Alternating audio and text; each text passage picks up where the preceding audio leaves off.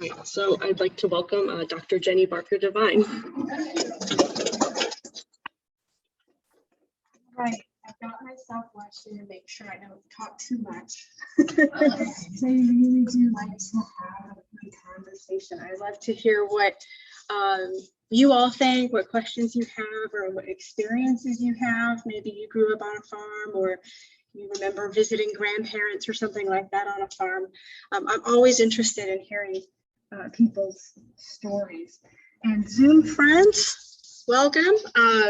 If you can't hear me, you can just speak up or throw something up in the chat and say, I can't hear you. And I'm happy to try to negotiate that. All right, excellent. Okay, so I have a picture up here of Meskwaki Indians at home on reservation is the caption.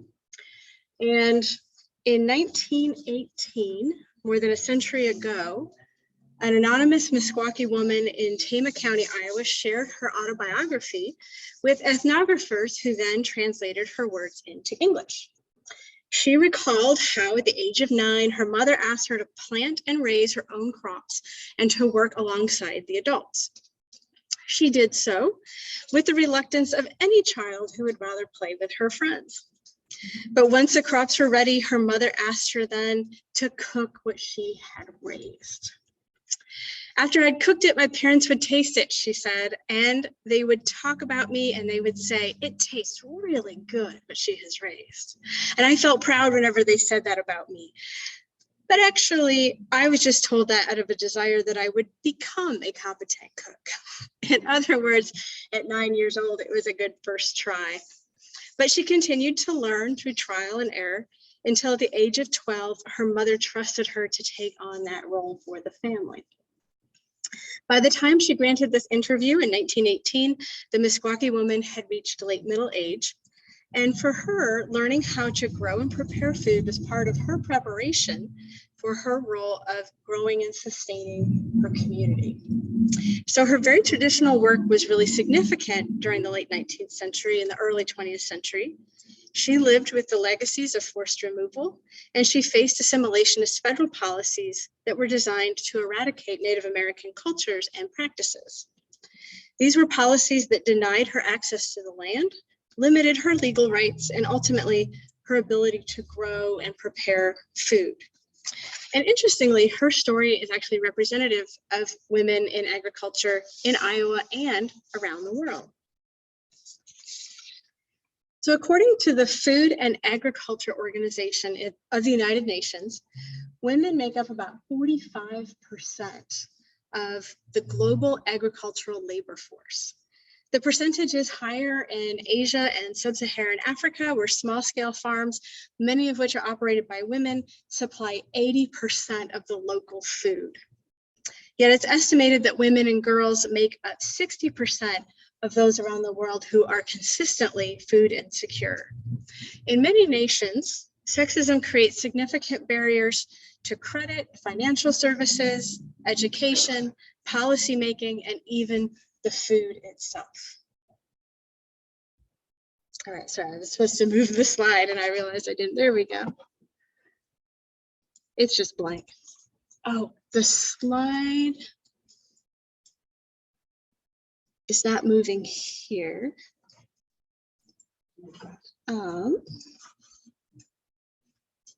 Let's see. Oh, there we go. It's fine. It's good. Okay. All right. I told Claire I've been teaching in a hybrid format for 2 years, so I feel very comfortable navigating two things. But it also does require some pauses from time to time to deal with technical issues. All right.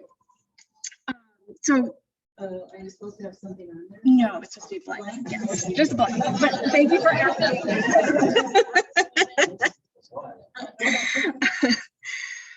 All right. I was talking about women around the world. So they're limited sometimes in their access to things.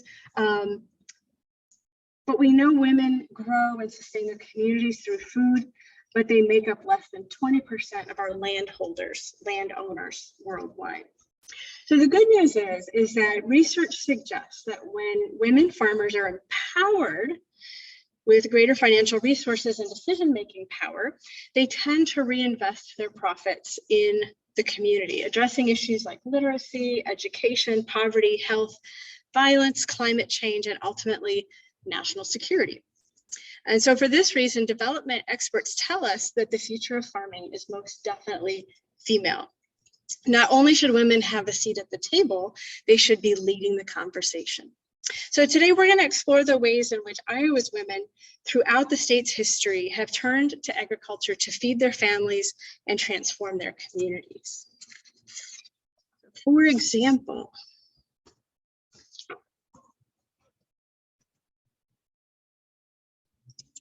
there we go. Okay, it works. The lessons that the anonymous Meskwaki woman described more than a century ago survive today through the Meskwaki Food Sovereignty Program. This is a program dedicated to promoting traditional foodways through home and community gardens, workshops, community meals, youth programs, workforce development, and seed saving. When she spoke to the Des Moines Register about her work in August of 2020, this was right after the derecho went through, Shelley Buffalo, the local foods coordinator for this program, said, quote, "For us, the food relationships are also spiritual relationships. So this restoration of our ancestral foods is a huge part of decolonizing our lives. We're taking our food back." So Buffalo's emphasis on community and sustainability echo the voices of so many Iowa women who are now, even today, stepping into leadership roles by growing our food and fiber. So according to the USDA, in 2017, the agricultural census showed that women now own or co-own more than half of all the farmland in the United States. And the same is true right here in Iowa. And you could account for some of this by saying that widows often inherit the land that their husbands once owned, but they don't actually farm it. I hear that a lot. They say, oh, it's all just widows. A lot of times they will hire tenants, or they have adult children who will do that, and then they maintain ownership. But there is another very curious trend. Even when the total number of farms in the US is going down and farmers only make up it's a little less than 2% of the total population, the number of women engaged in farming has been steadily rising for the last 40 years. Between 1982 and 2007, the number of female farmers doubled and now account for more than 30% of all American farmers. Although we can talk about the statistics, they were gathering different information in 2007. They were gathering in 1982. So there's some reason for that growth. We'll talk about that later. But we do have every reason to believe that these numbers will continue to grow. According to the American Farmland Trust, most farmers across the nation and in Iowa are older than 55. And the fastest growing group of farmers are over the age of 75. So this means that there's a lot of land. They estimate about 230 million acres that are going to change hands over the next 2 decades. And a lot of that will be going to women, interestingly. They do surveys and interviews about who will inherit the land, and increasingly we're seeing more daughters taking on that responsibility.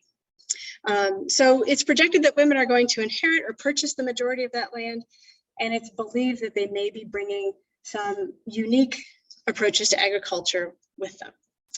So it's worth asking, how are women different? Are they different? Is this true? Well, there was a 2008 survey done of more than 800 Iowa women, and this wasn't just a check the box kind of thing. This was surveys that were done very carefully with focus groups over many months. And these women revealed that compared to male farmers, they are more likely to avoid intensive practices. They're more critical of corporate farming and absentee land ownership. They tend to process information temporally. So they think about the past, they think about the future in different ways, and they tend to integrate their spirituality, their desire for natural beauty, and physical and emotional community health with the economic benefits and the physical ownership of land. They tend to consider the wider needs of their community when they're thinking about planning for planting, harvesting, and marketing their crops. The main priority is creating sustainable operations, not only for themselves, but also for their neighbors, and then being able to hand that operation down to subsequent generations. Their approach is highly complex and difficult to reconcile, I think, with government policies that often tell farmers today to get big or get out. There's just one thing standing in their way, and that would be sexism. It's hard to buy a tractor when the person selling it to you doesn't believe that you know how to use it. It can be hard to get a loan when the lender isn't sure if you can actually perform the labor required to pay it back. A 2001 survey revealed that farm women in Iowa felt out of place when they visited traditionally male meeting places like feed mills, equipment dealers, hay auctions, sale barns, and farm shows. Some women talked about how they felt exploited by tenants who didn't consult them in production decisions, or who set the terms of lease at rents well below the average. And lest we think it's all in their heads, like these are just women pretending to see this, they did surveys actually of government agents, extension personnel, bankers, and others in agribusiness who admitted to treating farm women differently because they perceived female landowners as emotional, confused, and naive. So, welcome. All right. So, all right. April Hemis, who owns and operates her family's farm near Hampton, Iowa, was part of this survey. And in 2001, she's still farming today. She said, even women who worked, quote, thousands and thousands of acres simply don't feel comfortable going to organizational meetings with men. She said, it seems like you have to keep proving yourself, and I just take that for granted now. Some of that Hemis attributed to women themselves. She said that they kind of keep themselves in the background and they don't take credit for their work. And I do see this broadly in the literature and in my research. So they'll say, oh, I don't farm, I just do the books, which in modern farming is basically you need an accounting degree to do some of that work. Or they'll say, I don't do the work, I just help, when actually they are working. They're not just helping. So what's a farm woman to do if she wants to change the world and her place in it? Right? Now that we see growing numbers of farm women sort of considering how sexism is limiting their bottom line, I often get asked, so will there be a big feminist movement in the countryside with protest signs and sit-ins? Probably not. That's probably not going to happen. But as Shelley Buffalo's example shows us, they will draw from their traditional labors and translate those skills into community action. All right, so here's some of the good stuff. What exactly are some of those traditional labors? So much. Right, this is a quick and not all-inclusive list of women's work, which shifted and evolved over the 19th and 20th centuries. It was highly seasonal. It often depended on the woman's age, the nature of her family, her husband, and what he expected her to do, because we're also assuming that all these women are heterosexual and married to men. It's affected by the number of children that they have and the gender of those children. My own great-grandmother, who was born on a farm in 1904, was the oldest of 4 girls before they finally had a boy. So she always told me she was basically the boy. She got to drive the horses, or actually no, she had to drive the horses is what she would tell me. So it also depended on the proximity of her neighbors. So there's an old saying that says, men's work goes from sun to sun, but a woman's work is never done. And I don't think this list actually does justice to just the endlessness, the cyclical nature of this labor. So women worked all year round in the kitchens in the hottest weather, breathing in smoke or soot if they were working on an open hearth early on, or if they had a wood burning stove later. They alternated between too much and too little heat, often in impractical clothing that was both hazardous as skirts came close to open fires, or tight-fitting bodices restricted their movement. If there was not enough food to go around, women often took the shorter portion. Her work was often not her own. Up until the late 19th century, if she was married, she could not own property. And if she was under the care of her parents, she was essentially their property. So on the lighter side, much of this work did produce cash income for the family, which made women absolutely essential to the household because they were bringing in often cash income, whereas crops you would sell just maybe once or twice a year, depending on what you were selling, same with livestock, whatever you were growing. And a lot of this could also be done socially. So things like butchering, textile production, sewing, quilting, those types of things lent themselves to working in large groups with other women. So even though it's work, sometimes they considered it respite. And you often see women traveling miles and miles to participate like in a quilting bee so that they could chat with their friends for several hours. And so that was work. But they could still get something out of it. Now, just to give you an idea of what some of this work entailed, during the 1930s, studies estimated that farm women raised more than 70% of their family's food.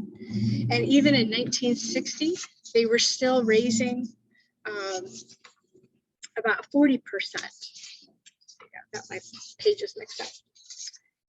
In 1941, the Iowa State Cooperative Extension Service recommended that women should still can and this is before World War II. Okay, so this is before the big canning drive of the war. They recommended that farm women should can 600 quarts of produce to sustain their family of 4 over the winter months. Their guidelines included a wide variety of foods like tomatoes, beans, cucumbers, corn, peas, apples, peaches, pears, plums, and apricots, just to name a few, all of which would need to be grown in home gardens or purchased at nearby markets, or sometimes traded with neighbors, kind of depending.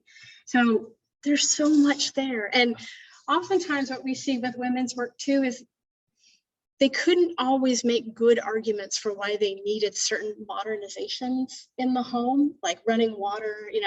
The husband might say, well, we need electricity in the barn for the milking machines, but you've done just fine in the kitchen without it. So I think we're going to put it in the barn first.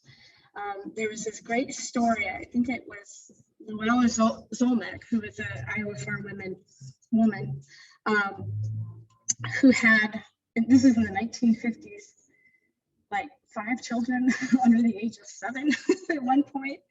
And she slipped one winter and broke her wrist. And she had a lot of kids in diapers, right? So there's a lot of washing going on. She said her husband lasted 3 days before he went out and came home with a washing machine in the bed of the pickup. She had been asking for years. But there you go. All right, so we have more. We're not done yet. There's so much work, right? There's reciprocal labor and the informal economy. So sharing with and serving neighbors, selling goods and services. A lot of women are selling eggs and poultry, but they're also doing crafts, making rugs, clothing, doing laundry for others, taking in boarders, a whole variety of things. There's reproductive labor, which people often forget about, the growing and raising of children, right, which is your labor force. So it's not just about having children to enjoy them. You need somebody to carry the buckets and drive the horses. So cultural labor, right? So maintaining social customs, religious traditions, and community celebrations. And then I just added the sort of catch-all here for all of the other things that they did maybe at certain points in time. So what we can learn from this list is that women are absolutely essential to the farming enterprise, right? That could not be done without their labor. So how then have women translated these experiences into community action? All right. Here we go. So day to day, the food that women grew and shared brought them together through community organizations, churches and neighborhoods, and sometimes even in the political arena. So in the early 20th century, women seeking the right to vote brought Iowa's farm women together through their shared domestic skills. In June of 1916, Iowans held a special election to determine whether or not women should be able to vote at the state level. So they had a major campaign throughout that spring and summer to try to get people out to the polls. When I say people, I mean men, to vote for women's rights. And members of the Iowa Equal Suffrage Association, or the ISEA, raised money for their statewide campaign by asking Iowa farmers to donate bushels of corn, for example. They also published cookbooks and shared recipes like Mrs. Mill's suffrage cake, shown here. And in this article from April of 1916, Mrs. Hiram K. Evans argued that Iowa's farm women are, quote, the deciding factor in the election, and it is to them we must look for victory. They are the backbone of our state. With their industry and progressiveness, they bring untold wealth. So according to historian Sarah Egge, most voters considered women's suffrage to be incredibly controversial. So fundraising that emphasized food and agriculture was a way to make the issue more palatable. Unfortunately, the 1916 campaign failed, and Iowa's women did not gain the right to vote until the passage of the 19th Amendment in 1920. But women continued to organize and work for the betterment of their community. During the 1920s and 1930s, some farm women joined Farm Bureau homemakers clubs, like this one pictured here, in order to create unique spaces that, again, celebrated women's ways of knowing and their gendered work on the farm. Homemakers clubs operated under the auspices of the Farm Bureau and the Cooperative Extension Service. They met once a month for full-day lessons on nutrition, cooking, sewing, art, politics, literature, and then this was usually followed by a covered dish luncheon or a social hour. The women here are standing around a fireless cooker that they just learned to make. It's like an early solar-powered version of a crock pot that you could actually make at home. It was thought to be a labor-saving device. And these folks are from Freedom Township in Palo Alto County, Iowa. For the women here and those who participated, this was a really important educational opportunity for them. Many of them had not finished 8th grade or gone on to high school. And so this was an opportunity to get some of the latest scientific information to improve their homes, understand nutrition a little bit better. And a lot of times they were just fun. They were special places where women could go. I love this picture because you also have the child standing there. So in a lot of cases, we know women brought their kids, or they would have their older children babysit so that women would be kind of freed up from child rearing responsibilities for just a day. It was also often a special activities for mothers and daughters to share, which is pretty cool. So the fireless cookers might not seem especially political or activists, but these clubs were actually incredibly effective for women's political activity at the local level. So in 1925, just a year after they took this picture, these same women became concerned about the lack of healthcare services in their county. So they did some research on the Shepherd-Towner Maternity and Infancy Protection Act, which had just been passed by Congress. And they applied for and received a federal grant under that legislation to sponsor clinics actually in their homes for rural families. And so that grant allowed them to bring doctors and nurses from the University of Iowa out to Palo Alto County, which is way on the other side. It's far away. Far away. So I always found that kind of interesting. Let's see. Here we go. So across the state, these clubs were often the driving force behind better roads, sanitation services, rural libraries, school lunches, voter registration. And here's another example from Freedom Township. Their scrapbooks are just phenomenal. They're at the Iowa Women's Archives at the University of Iowa. And so their pictures are great. So 30 years later, after they made their fireless cookers, in 1953, school consolidation was threatening to take away their community building, the school that they had always relied on, not just for the children, but for community events and meetings and a place to come together. So the Homemakers Club pooled their financial resources and they purchased the building for themselves to create an independent community center. Here they are fixing it up. And they used this building for about another 20 years. So they were able to hold on to that. Now, there are some issues with these homemakers clubs. They are by nature usually subject to male-dominated organizations. Male leaders took them seriously because there was a quote from 1921, if you want to get the men, you got to get the women first, because they'll bring their husbands to the Farm Bureau meetings. So that's how they were thinking about that. But the lessons that they were getting on nutrition, clothing, and even politics never really made it into like the meeting minutes of the Farm Bureau. The male leaders really didn't think about it very much. In other words, their activism was effective at the local level, but it didn't really get them into those broader politics at the higher level. So the problem for women in agriculture isn't that they weren't organized, or that they weren't speaking out, or that they were unenlightened and just unaware. They just didn't have a seat at the table. So through work on women on farms, although it was invaluable, it was also seen as periphery. It was kind of invisible. And there were also women, for a variety of reasons, who didn't have access to these types of organizations. And I did want to point out, this is a little bit of an aside, but it's kind of fun. Sometimes farm women did other things to get these messages to the community, and especially for those who couldn't join clubs, who didn't have the means, the access, the transportation to do that. Extension agents who often had grown up on farms themselves, and other farm women, they took to the print media and the airwaves, sharing their time-honored knowledge as newspaper writers, as columnists, and through radio shows. Kitchen clatter, that might ring some bells. Okay, I see some nods.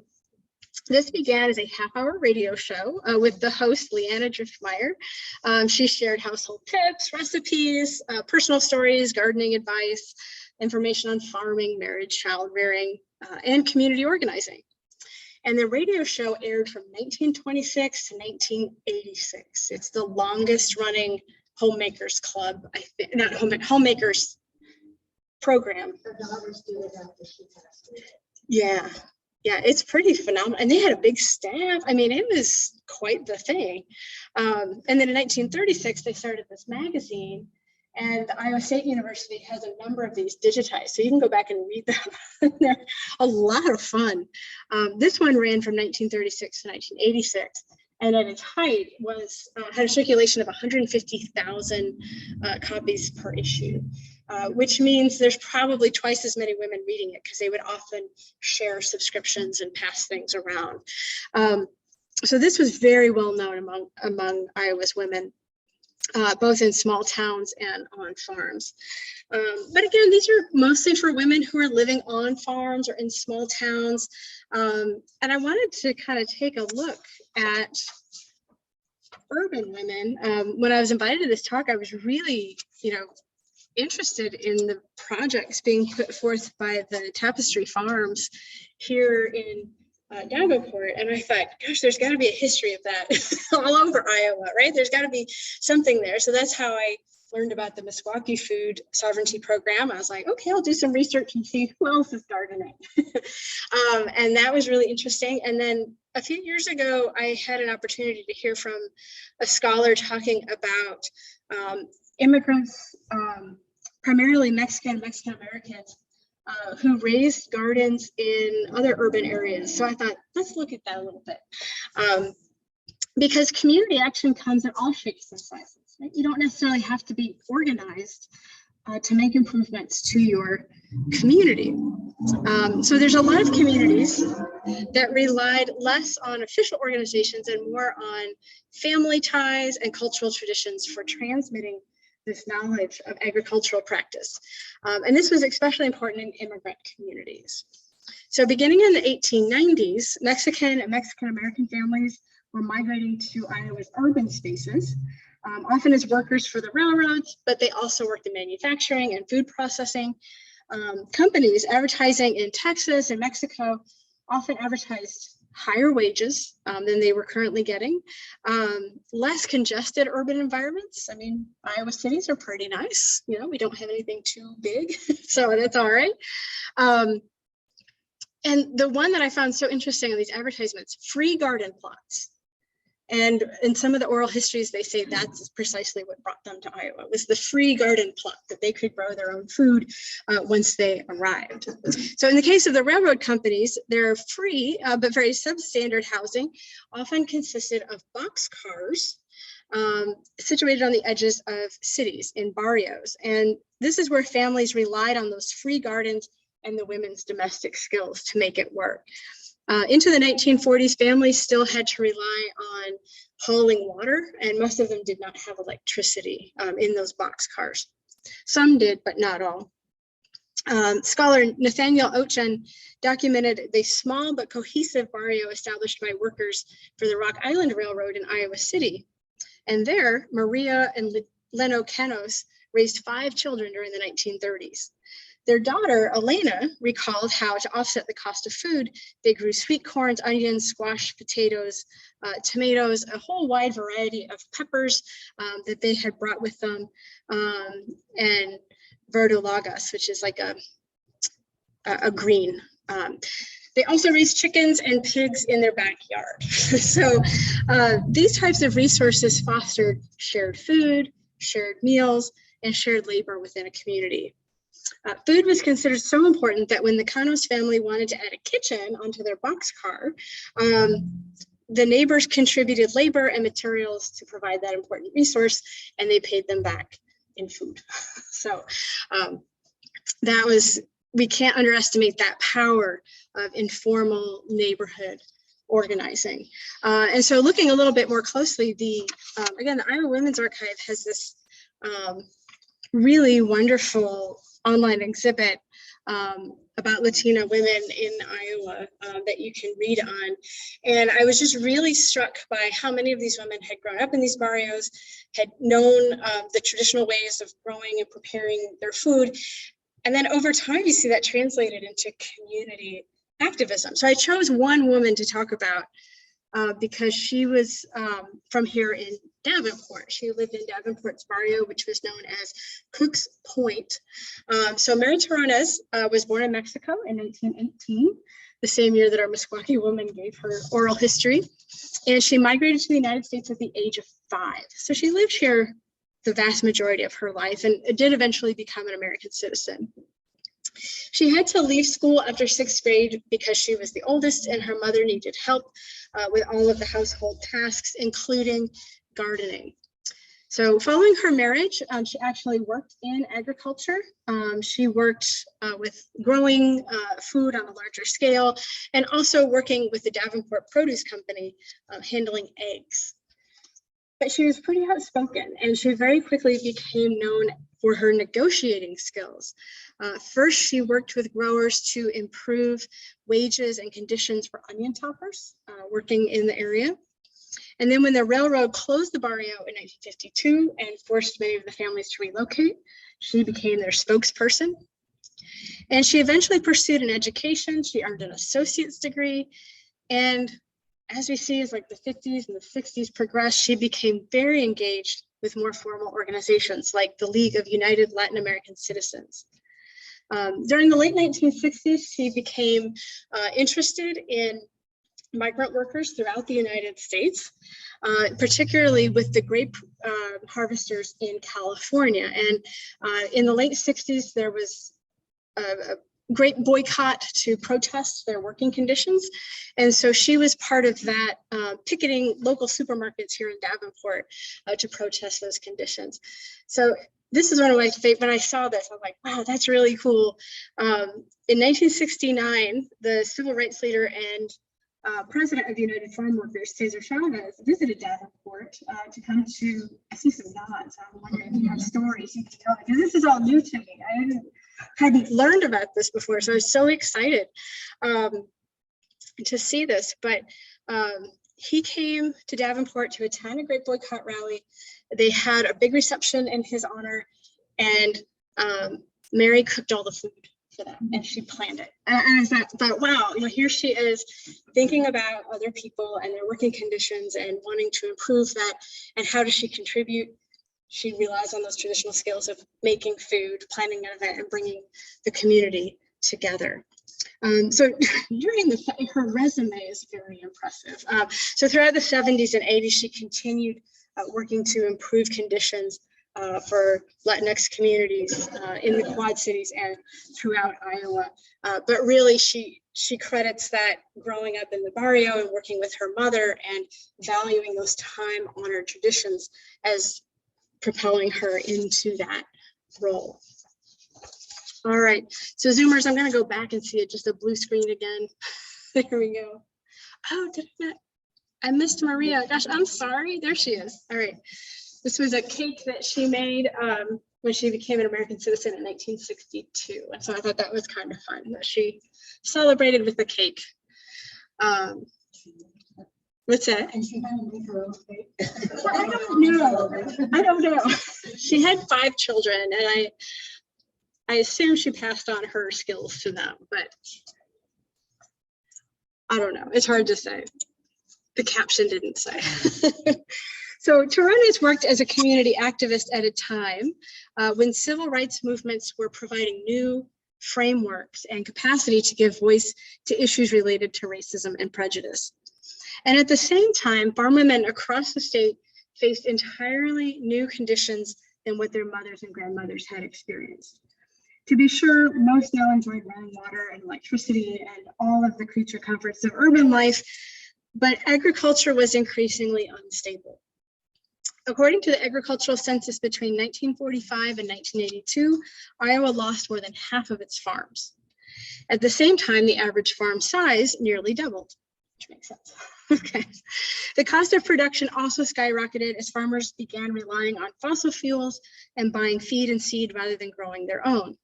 The USDA told farmers to streamline their operations, buy more land, and increase the size of their operations. So by the 1960s, we see some interesting things starting to happen with women's activism. Because during the 1920s, when we saw these women in their extension clubs, a lot of their most pressing issues were close to home. By the 1960s, a lot of their most pressing issues were in Washington, D.C. So if women truly wanted to improve their standards of living, they had to begin entering public spaces. They had to interact with government agencies, with bankers, businesses, and political bodies. But they didn't necessarily change their tactics. They simply modified what had already worked. All right, go. So as farms modernized, land values went through the roof and far surpassed what most farmers had actually paid for their land initially. So these are folks who got started in farming in the 40s and the 50s, and by the 70s, the value of their land had doubled, usually surpassing what a couple had saved in terms of cash in a savings account. So when husbands died then, women whose names were rarely on deeds or ownership documents or even on farm records, they ended up having to pay inheritance taxes. And in a lot of cases, this meant selling land or even the entire farm to pay the bill.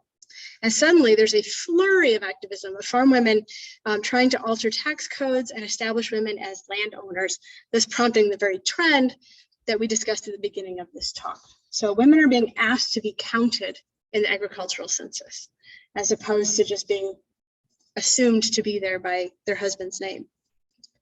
So in 1979, there was an economist, Francis R. Hill, who found that few of the major farm organizations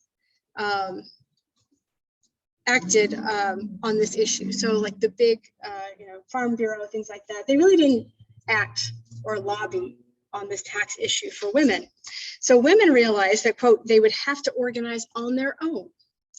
And though this movement was concurrent with second wave feminism in the 70s, we don't see these women openly identifying as feminists, because doing so would compromise their standing in close-knit communities, and it would give the appearance of hostility toward that family farm ideal. So the non-threatening tax issue that affected entire families was an advantageous way for farm women to get out into the public. They could express this like covert feminist ideology.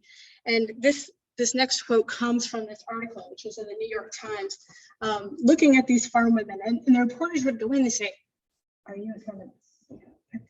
And they would say, "Oh no, we're not libbers or man-hating, bra-burning feminists," right? So they would portray themselves as agricultural professionals, not as feminists. But these female-led organizations also acted on issues of inflation, unstable commodity prices, consumer boycotts. And we see just these organizations blooming in the early 1970s. In Michigan, there's the Women for the Survival of Agriculture in Michigan, or WSAM. In Missouri, there's the United Farm Wives, who are protesting federal price controls. And this movement is gaining momentum, so much so that the Iowa-based magazine, Farm Wife News, decided to host a national conference, the National Farm Women's Forum, in 1974. And it's there that this article, oh no, this was from 77, from the forum. But they decided in 74 to create a new coalition called the American Agri-Women. So for members of the American Agri-Women, they had all of these affiliate organizations. They really wanted to break away from the male-led organizations intentionally. And so they would use gender-specific language, like referring to leaders as spokeswomen. And they often discuss the advantages of organizing in an all-female group. I'm just going to talk about two affiliates here. We're almost to the end. I threw in some asides, so it was a little bit longer than I timed it. But there's one affiliate known as WIFE, or Women in Farm Economics. It's a farm women's political action group that was formed in Nebraska. There was a small Iowa chapter that emerged in 1976, which was developed to promote female leadership specifically. These women were known for wearing red jackets and going to legislative hearings at both the state and the federal level to tell their stories and to try to get new legislation that would be more favorable toward them.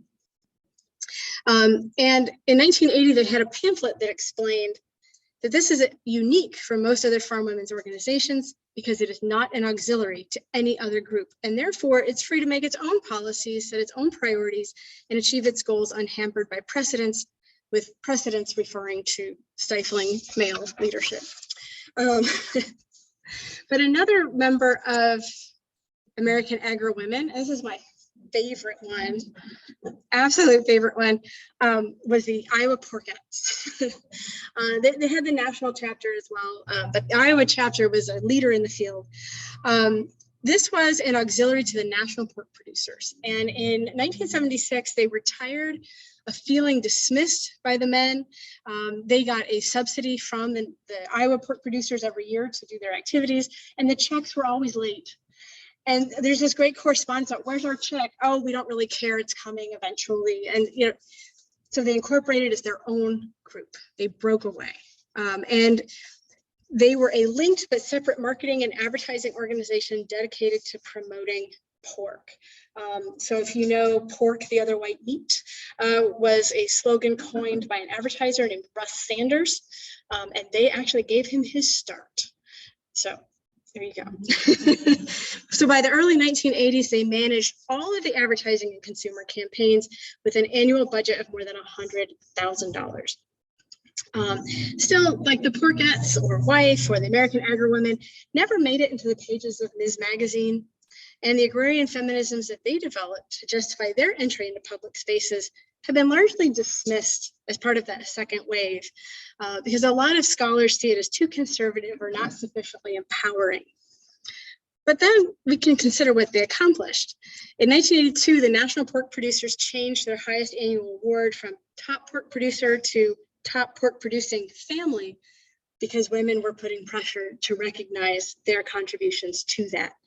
And that same year, for the first time, 1982, the USDA started counting female landowners and farm operators. They had never done that before, ever. Then in 1997, and this was a key turning point in how many women farmers there are, the USDA allowed more than one farm operator to put their name down as the principal operator. So whereas before the husband would usually put his name first as the principal operator, the wife would be second, they allowed them to say, we are standing now on equal ground. So that shifts how we understand women in agriculture as well. So sometimes statistics are tricky. You have to kind of look between the lines to see how they're being collected. So a farm women's revolution tends to be quiet. It tends to play out in all female spaces where women don't complain too much about sexism. They're mostly interested in gaining the necessary skills to do their jobs. The revolution also plays out around the kitchen table, among family members, as families decide who will inherit, who will farm, and who will place their name among the list of owners in the agricultural census. So before I conclude this talk, I just wanted to think about how we might be able to contribute to changing conditions for farm women. The fact is, it isn't just American farm women experiencing this transition. Like we said at the very beginning, nearly half of the world's farmers are women, but few control the land and resources that they need to do their jobs. And many of them live in poverty. It isn't that they're quiet, it's that we've just not been listening to them. In a world we know to be affected by finite resources, the notion that there are people out there who value sustainability, who want to be good stewards of the land, is kind of a comforting thought. So we can listen to women's voices, we can support their demands for more just policies, and we can work in our own ways to support community-based projects like the Tapestry Gardens. If you haven't been down to listen to those oral histories, wow, that was fantastic. That exhibit is so cool. And little by little, we can work together to change the face of farming. So, thank you. Great. And I talked a little bit longer than I anticipated, but I'm happy to take questions, comments. Have a good conversation. And Zoomers, you can put something up in the chat. I can see that. So I'm happy to get to that. Well, you were mentioning that they think that women can't be farmers, and there is a children's picture with women children at 9. And the first line is, my brother hates us, there really can't be farmers. But he sure changed his tune when the heat wave hit. And she's the one who, when the heat wave hits and it destroys the crops, she's the one who comes up with the idea that saves the farm. Oh, that's cool. Helen Kettman, Ketteman. Okay, that's great. You know, since just in the last 20 years, there's been so much of that type of thing, of a lot more publicity and awareness, and we really see, you know, women getting more exposure in agriculture. So, you know, we hope starting young, they see that. This one came out in 97. Okay, great. It's the one, it's a tall tale. But you know, every single word is true, you know, but it's really funny. I enjoy it. It's fun to read. Yeah, well, and I kind of stopped in the 70s and 80s, but 97, that's interesting because that's like critical year and they start allowing women to put their names on equal footing. Yeah. So it's a great year, right? Yeah. But it occurs to me, so this is Denise O'Brien, who her name is well known in Iowa politics and that type of thing. She has a farm near Atlantic, Iowa. But that year, she also started another organization that's still going. It's called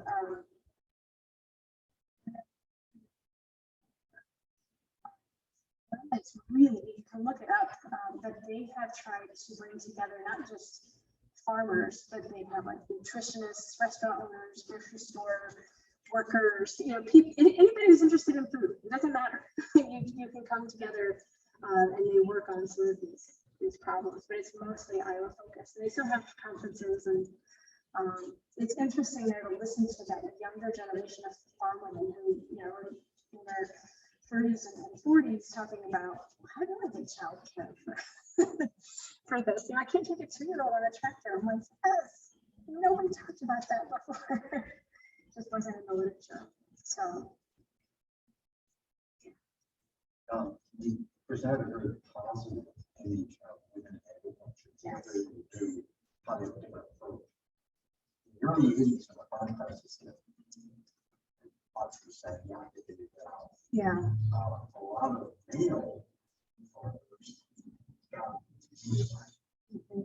I'm curious, I have just on female farmers. Do they have a similar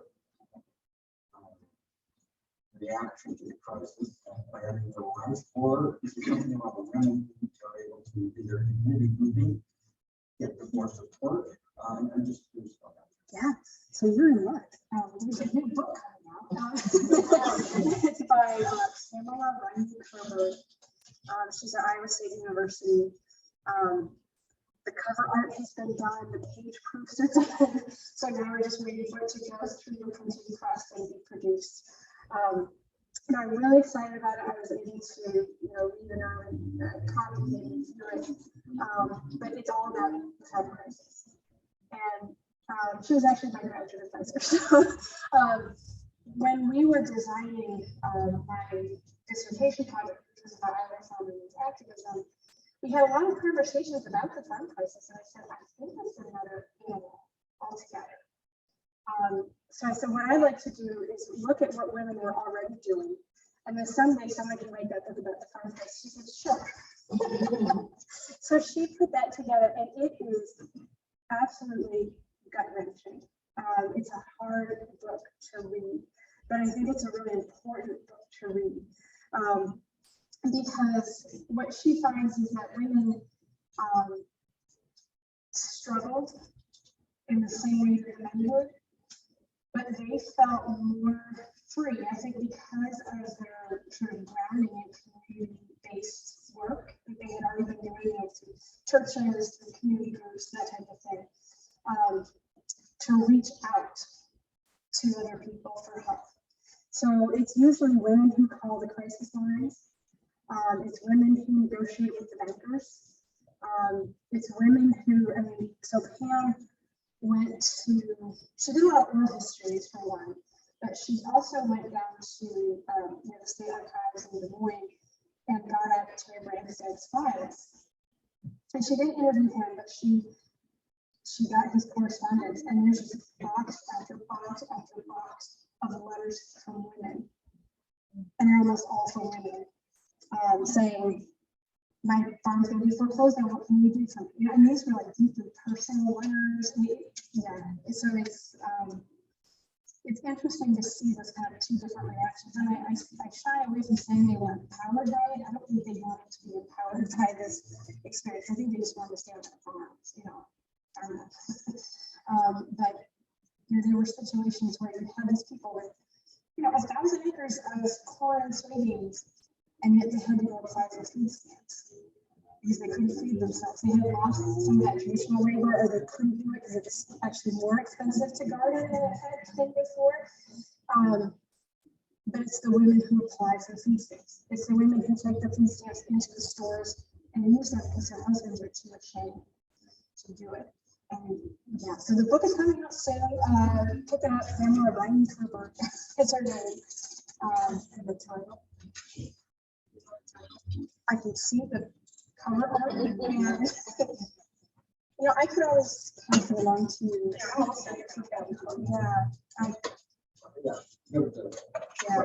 Yeah, sure. I grew up in Springfield. Oh, great, yes. Okay. So close to that one state. Absolutely.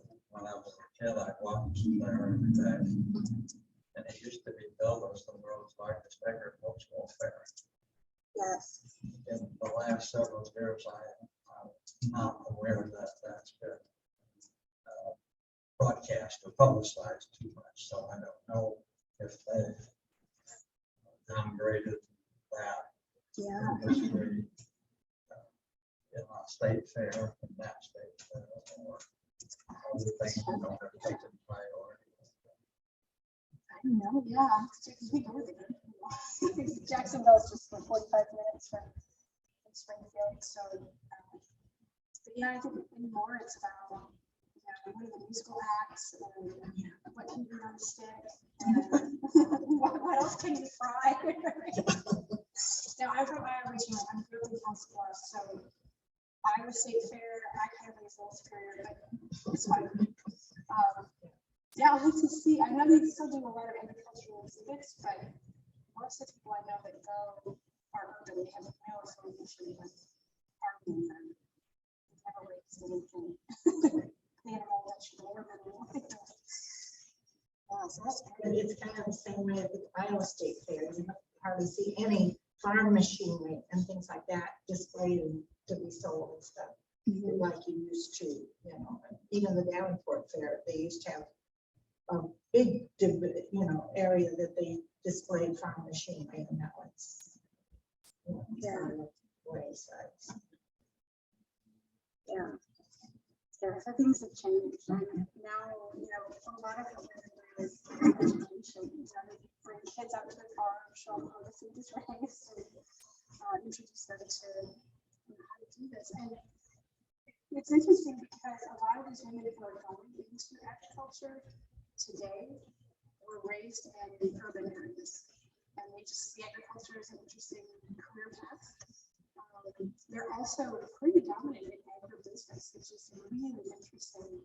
We're starting to see a lot of, like, you know, upper management, CEOs, and other businesses are women in this work. And again, some of them are urban. So, yeah, agriculture is more taken on with different ways of people than it did in the past. Speaking of books that are hard to read, have you read Kristen Hanna's Four Winds, which are historical fiction books set during the Dust Bowl? And she becomes an Amorite mother, and so her family just does not have anything to do with her. And she goes to live with her husband's family, and they adopt her, you know, but she has grown up without farming, but she becomes part of the farm.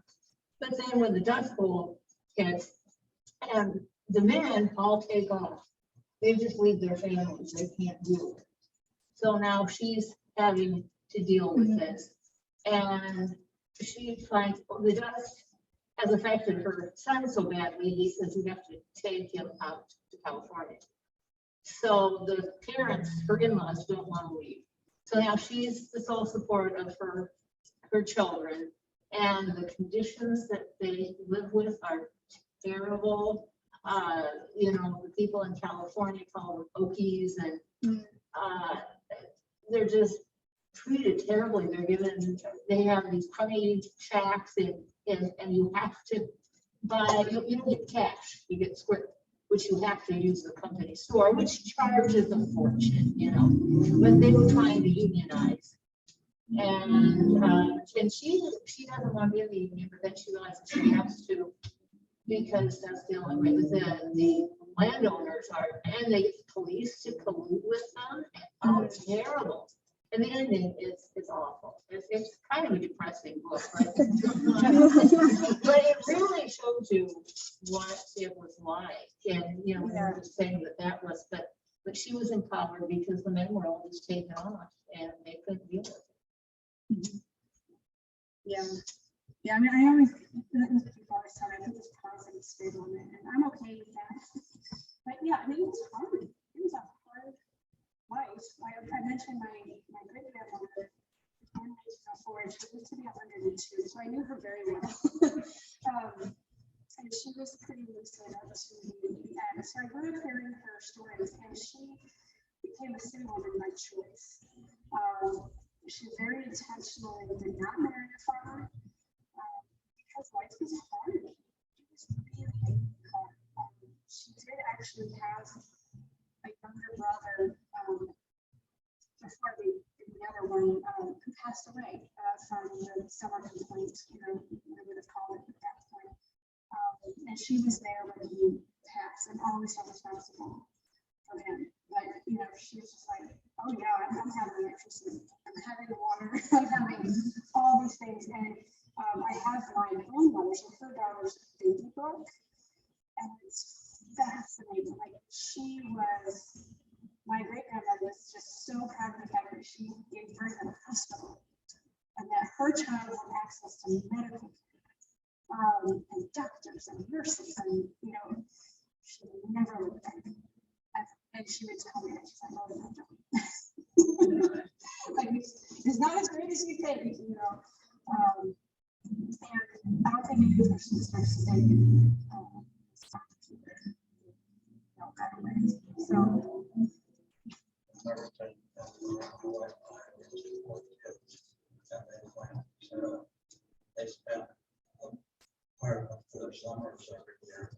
When they were about 12 to 15, I guess. Detached land corn on a couple farms, big farms, east of Riverton, like going towards the Cape.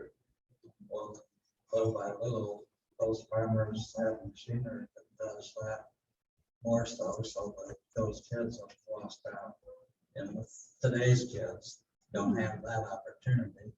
And some of them probably wouldn't do it if you pick them twice. Anyway. That's good, right? But banks have been buying up farms. They have trust and farm management in many large banks, and they've just taken over and going and running. And so the farms today throughout our area, I'm sure around here, it's very similar. They've gotten either a whole lot larger by combining 2 or 3 farms together, or they're shrinking because the older farmer and or his wife don't have kids who are having interest in taking over farm management, and so they're finding other jobs and moving into the city, and farming is not being thought of or considered very much as a future income. Yeah, and people want to take vacations, right? They want a salary, they want to they go on the street about 20 years ago, when one of the businesses, well, farmers to go to casino, what's that?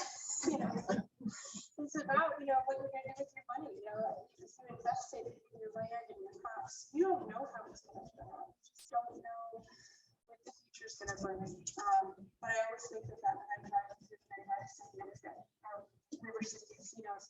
Yeah, I grew up in Jacksonville, so it's not as light up in the city. I think about that. That's 2 acre streets.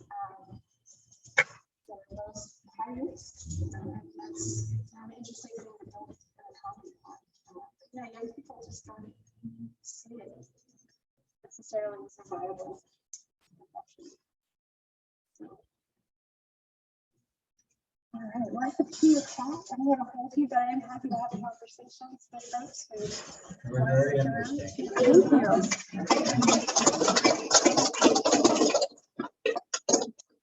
All right, Zoom friends, it's good to see you. I'm going to go ahead and stop, I think, the recording. Well, maybe I'll do that. Okay, I'll let Claire do that.